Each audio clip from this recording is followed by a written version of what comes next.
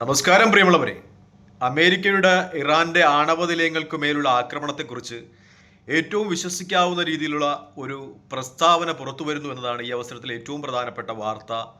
പശ്ചിമേഷ്യൻ സംഘർഷങ്ങളെക്കുറിച്ച് അത് മറ്റാരുടെയുമല്ല, atomic energy കമ്മീഷന്റെ അധ്യക്ഷൻ റാഫേൽ ഗ്രേസിയുടേതായിട്ടാണ് ആ പ്രസ്താവന വരുന്നത്. അദ്ദേഹം കൊടുത്ത പ്രസ്താവന BBC-യുടെ മാധ്യമ പാർട്ണറായ CBS ന്യൂസിന് കൊടുത്ത ഒരു അഭിമുഖത്തിൽ അദ്ദേഹം പറയുന്നത്, അമേരിക്കയുടെ ആക്രമണം ഇറാന്റെ ആണവ കേന്ദ്രത്തിന് യാതൊരു വിധമായ കേടുപാടുകളും ഉണ്ടാക്കിയിട്ടില്ല.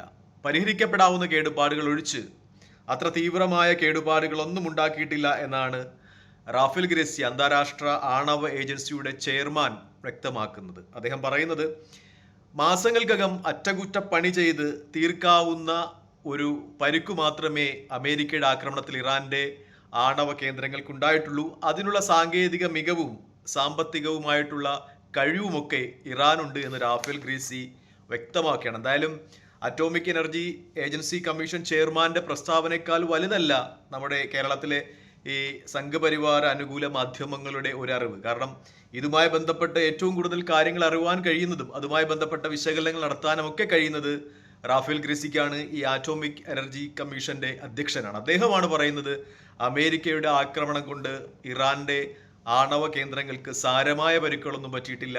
പരിക്കുകൾ പറ്റിയിട്ടുണ്ട്, പക്ഷേ ഇറാന്റെ ഒരു സാങ്കേതിക മികവും അവരുടെ സാമ്പത്തിക സ്രോതസ്സും ഒക്കെ വെച്ച്, സാങ്കേതിക തികവും ഒക്കെ വെച്ച് മാസങ്ങൾക്കുള്ളിൽ അത് പരിഹരിച്ച് ഇറാന് വേണമെങ്കിൽ ആണവായുധങ്ങൾ നിർമ്മിക്കാവുന്നതേ ഉള്ളൂ എന്ന് നമ്മുടെ നാട്ടിലെ ചില മാധ്യമങ്ങൾ, പ്രത്യേകിച്ചും ABC-യും കർമ്മയും കുറുമയും ഒക്കെ പറഞ്ഞത്, ഇറാന്റെ ആണവ നിലയങ്ങളൊക്കെ അമേരിക്ക ബോംബിട്ട് തകർത്തു, ഇനി ഇറാന് എഴുന്നേറ്റ് നിൽക്കാൻ പോലും പറ്റില്ല, നട്ടലൊക്കെ തകർത്തുന്നു. പക്ഷേ ഏറ്റവും ആധികാരികമായ വിവരങ്ങൾ സംസാരിക്കുവാൻ കഴിയുന്ന റാഫേൽ ഗ്രേസി തന്നെ വ്യക്തമാക്കുന്നത്, ഇറാന്റെ ആണവ നിലയങ്ങൾ വേണമെങ്കിൽ ഇറാന് 2-3 മാസങ്ങൾക്കുള്ളിൽ തന്നെ അതിന്റെ അറ്റകുറ്റപ്പണികൾ നടത്തി ഒരു ആണവ ആയുധ നിർമ്മാണത്തിലേക്ക് കടക്കാമെന്ന് അദ്ദേഹം കൂടുതൽ വ്യക്തമാക്കുന്നുണ്ട്. 60% വരെ സമ്പുഷ്ടീകരണമായ യുറേനിയം ഇറാന്റെ പക്കൽ അമേരിക്കയുടെ ആക്രമണത്തിന് മുമ്പ് തന്നെ ഉണ്ട്. പക്ഷേ അത് വ്യാവസായിക ആവശ്യങ്ങൾക്ക് അഥവാ സിവിലിയൻ ആവശ്യങ്ങൾക്ക്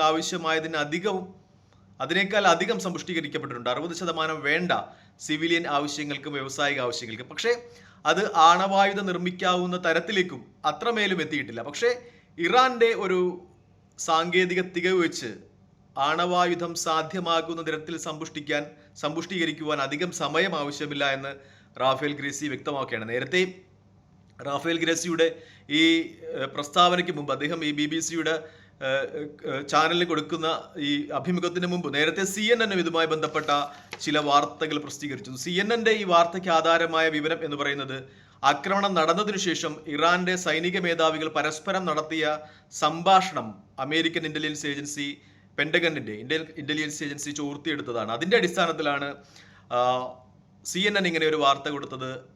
ഇറാന്റെ ആണവ നിലയങ്ങൾ അമേരിക്കയ്ക്ക് തകർക്കുവാൻ കഴിഞ്ഞിട്ടില്ല, സാരമായ ചില കേടുപാടുകൾ ഉണ്ടാക്കുവാൻ കഴിഞ്ഞിട്ടില്ല, ചില കേടുപാടുകളൊക്കെ ഉണ്ടാക്കുവാൻ കഴിഞ്ഞിട്ടുണ്ട്. പക്ഷേ അത് ഇറാന് വളരെ പെട്ടെന്ന് തന്നെ പരിഹരിക്കപ്പെടാവുന്ന രീതിയിലുള്ള കേടുപാടുകളെ മാത്രമുള്ളൂ എന്ന് നേരത്തെ CNN ഇപ്പോൾ CBS ന്യൂസും റിപ്പോർട്ട് ചെയ്യുന്നു. അതായത് നമുക്ക് കൂടുതൽ വിശ്വസിക്കാൻ പറ്റാവുന്ന രീതിയിൽ അന്തർദേശീയ മാധ്യമങ്ങളൊക്കെ അങ്ങനെ തന്നെയാണ് റിപ്പോർട്ട് ചെയ്യുന്നത്. അപ്പോൾ നമ്മൾ ഈ CBC, നമ്മുടെ നാട്ടിലെ ഈ സുനിൽ വടയാറിന്റെ ABC-യും കർമ്മ കുർമ അതുപോലെയുള്ള ചാനലുകൾ വിശ്വസിക്കേണ്ടതില്ല. അന്തർദേശീയ മാധ്യമങ്ങളൊക്കെ ഇറാന്റെ ആണവ നിലയങ്ങൾ സുരക്ഷിതം എന്ന രീതിയിൽ തന്നെയാണ് മാധ്യമങ്ങൾ റിപ്പോർട്ട് ചെയ്യുന്നത്. മറ്റൊന്ന്, ഇറാൻ മേലിൽ ഇസ്രായേൽ ആക്രമണം നടത്തുമ്പോൾ ഇറാനിൽ ഒരു ആഭ്യന്തര കലാപം ഉണ്ടാക്കുവാൻ ഇസ്രായേൽ ശ്രമിച്ചിരുന്നു.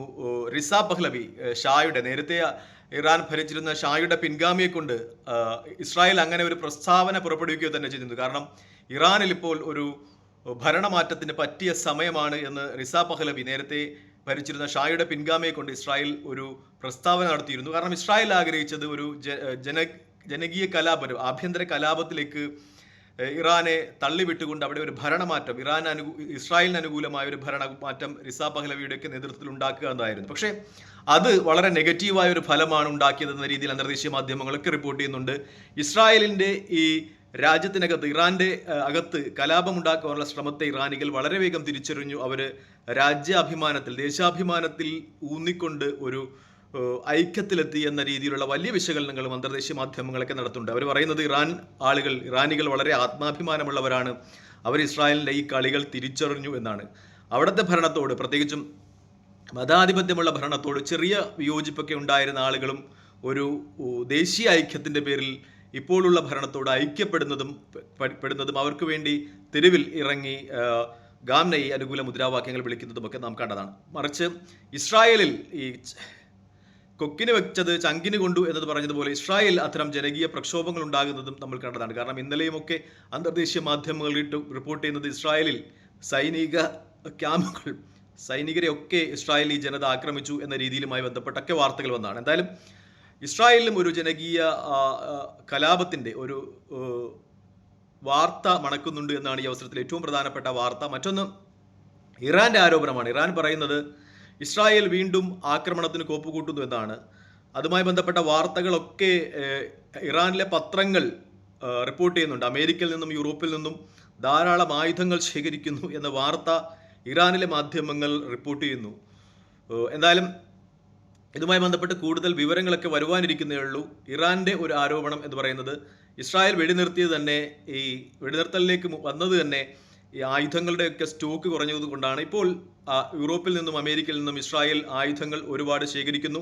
നേരത്തെ അബ്ബാസ് അറാഖ്ചി, ഇറാന്റെ വിദേശകാര്യ മന്ത്രിയുടെ പ്രസ്താവന ഉണ്ടായിരുന്നു, ഡാഡി രക്ഷിക്കൂ എന്ന് പറഞ്ഞ് ഇസ്രായേൽ അമേരിക്കയുടെ അടുത്ത് പോയിട്ടാണ് വെടിനിർത്തൽ ഉണ്ടാക്കിയതെന്നൊക്കെ പറഞ്ഞ് അതുപോലെ സ്ഥിരീകരിക്കുന്ന ഒരുപാട് വിവരങ്ങൾ ഇറാനിലെ പത്രങ്ങളും റിപ്പോർട്ട് ചെയ്യുകയാണ്. എന്തായാലും മറ്റൊരു വാർത്ത കൂടി അന്തർദേശീയ മാധ്യമങ്ങൾ റിപ്പോർട്ട് ചെയ്യുന്നുണ്ട്. യുദ്ധത്തിലെ നഷ്ടപരിഹാരം ആവശ്യപ്പെട്ട് അബ്ബാസ് അറാഖ്ചി, ഇറാന്റെ വിദേശകാര്യ മന്ത്രി, ഐക്യരാഷ്ട്രസഭയുടെ സെക്രട്ടറി ജനറൽ ആന്റണിയോ ബ്രിട്ടോസിന് കത്തയച്ചു എന്നതുമായി ബന്ധപ്പെട്ട വാർത്തകളുമൊക്കെ പുറത്തു വരികയാണ്. എന്തായാലും പശ്ചിമേഷ്യയിലെ സംഘർഷങ്ങൾ അവസാനിക്കുന്നതോടൊപ്പം തന്നെ ചില സ്ഥലങ്ങളിൽ നിന്ന് വീണ്ടും സംഘർഷ പരിസ്ഥിതി രൂപപ്പെടുന്നതുമായി ബന്ധപ്പെട്ട വാർത്തകളുമൊക്കെ പുറത്തു വരികയാണ്. തൽക്കാലം ഈ വീഡിയോ ഇവിടെ വാങ്ങുന്നു. മറ്റൊരു വീഡിയോ കാണുന്നവരെ നന്ദി, നമസ്കാരം, ജയ് ഹിന്ദ്. വീഡിയോ ഇഷ്ടപ്പെടുന്നുണ്ടെങ്കിൽ ലൈക്ക് ചെയ്യുക, ഷെയർ ചെയ്യുക, കമന്റ് ചെയ്യുക. മറ്റൊരു വീഡിയോ കാണുന്നവരെ ജയ് ഹിന്ദ്.